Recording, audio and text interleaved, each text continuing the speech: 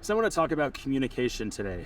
Communication with your prospects, communication with your upline or agency owners or IMOs, communication with your carriers, and communication with your competitors. Okay, I'm here in Munich at the Mutual of Omaha Circle of Excellence.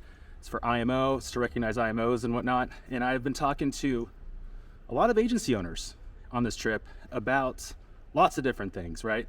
But one of the things I picked up from this trip so far is that they're all great communicators. They're all great storytellers.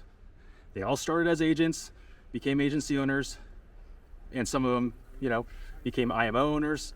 But the thing I can tell from being in this crowd, IMO only, is that the communication styles, the storytelling, and everything is pretty epic here. So you can tell just how they became successful, and it's by effective communication and then also relationship building.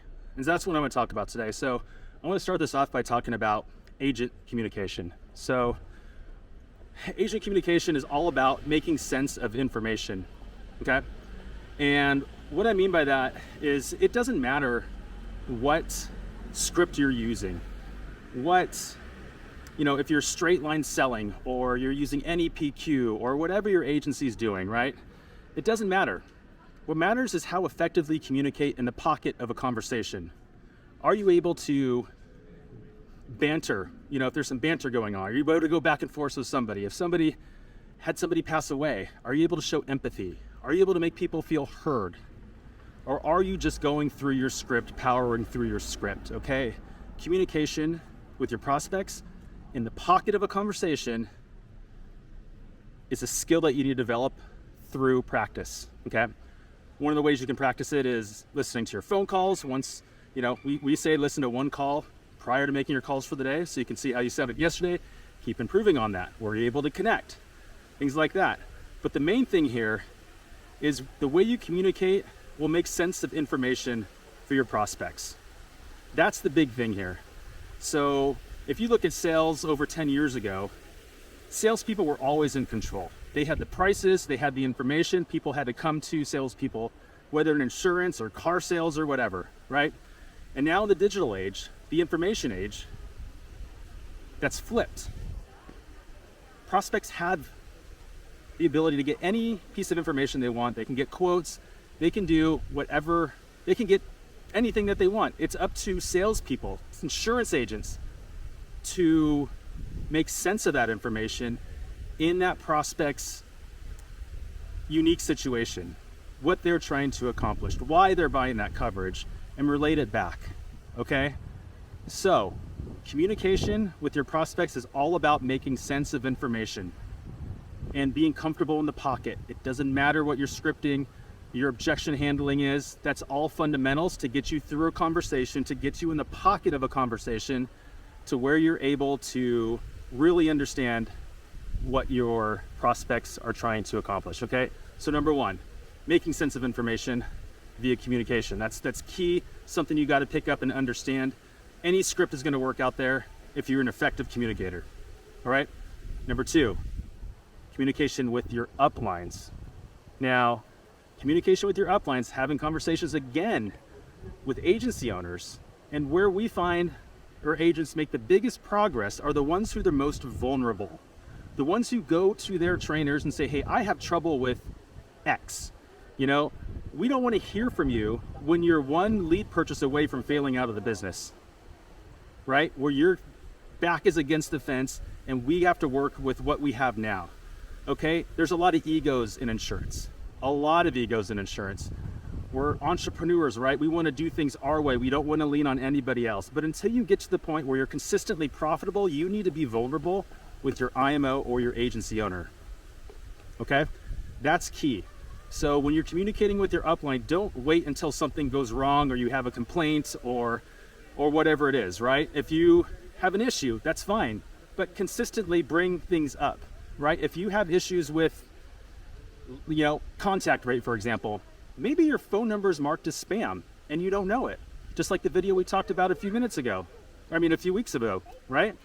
Maybe there's something going on that we can help you with that you are blind to. That's why you should be in constant communication with your trainers, your upline, whatever it is to you, okay? So you have effective communication with your prospects. That's through making sense of information. Effective communication with your IMO. That is being vulnerable with them. And you have effective communication with carriers. You're probably thinking, why do I need to have effective communication with my carriers? Guys, I can tell you this, those that call in and berate, cuss out customer service or agent services because, a billing issue or a policy that didn't get approved that should have been approved, whatever the case is, right? Maybe they messed something else up and you are calling customer service and that customer service agent wasn't the reason for that problem. They're the ones taking it on and they can't do anything about it, right? But here's the thing. IMOs get sent emails of any agent that is unprofessional to their service team for us to communicate that to you. They take that into account. And I've seen agents that are very close to their carriers, right? They have a core carrier, they've worked with them for years, and carriers go above and beyond what they do for normal agents. Whether it's co-branded marketing spend, they'll give them marketing dollars, right? Because they give them so much business and they're gonna work together on something, okay? I've seen them approve cases that were probably should have been declined, but the agent made a case, showed some information, maybe a cover letter, and with their reputation at the carrier, got that case pushed through, okay? There's a lot to that. Look, there's my wife. There's my kids walking through. I'll be back at the hotel room in just a second. So with carriers, it's about just being respectful to them, guys. You got to be respectful to your carriers. And I know a lot of you don't think twice about that. And I think it's a big mistake. Relationships are everything in this business. That carrier could come out with the best product on the market and you could have a terrible reputation with them, right?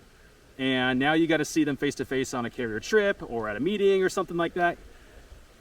Respect your carriers, guys. It's big, and this is a relationship business, and how you treat people goes a long way. And I have always said how you treat a customer service agent or how you treat a waiter at a restaurant is very telling of the person that you are. How you treat somebody at the carrier level when something goes wrong is very telling of you as a person. And I want you all to understand that, okay? So that's number 3. Number 4 is communication with your competition. Like I said, I'm here at the Mutual of Omaha Circle of Excellence. There's a bunch of IMOs. These are all my competition, but I'm having some of the best conversations because people here are at the top of their game. They qualified for this trip. They're at the top of the game. That's why every single person should try and qualify for a carrier trip, because you are able to talk to other agents and agencies in the trenches that are working at a high level. Everybody here is successful. I've learned a lot of things here that I'll be implementing. I've told a lot of agencies a lot of things that they'll be implementing. And,